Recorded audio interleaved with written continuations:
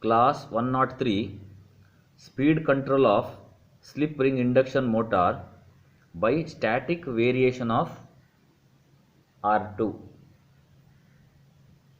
See, you know that in the rotor circuit by adding R2, by adding external R2 we can control the speed.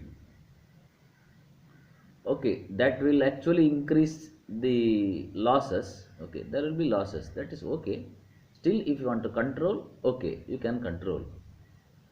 If you introduce resistances, and while varying the resistances there is also some problem, because while varying the resistances there can be arcing in the contacts, and also to vary the resistances in all the three phases proportionately is also a little bit difficult.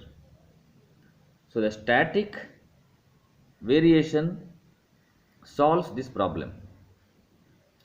In the rotor circuit you have a rectifier and a switch. Now this AC is like converted into DC here. Here it is AC, but here it is DC. Inductor will smooth the ripples. This is the external R2. By switching on and off this switch, if you switch on this, R2 will be 0.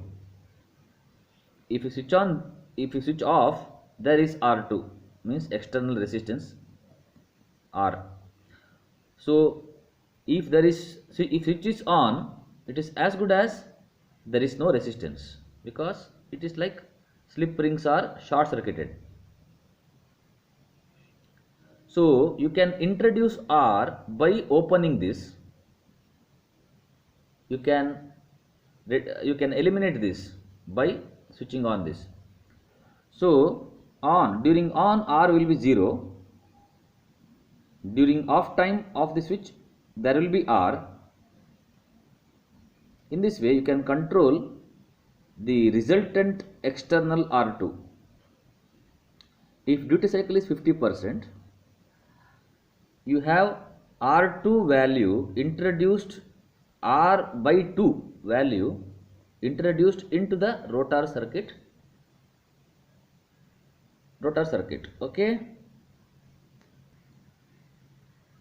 Now the current in the rotor will be AC, but it will be like pulsating, like this, because inductor will smoothen the AC, so that here you will get constant current.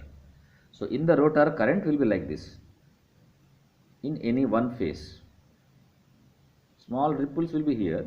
Without ripples, the diagram is shown. You should write this figure.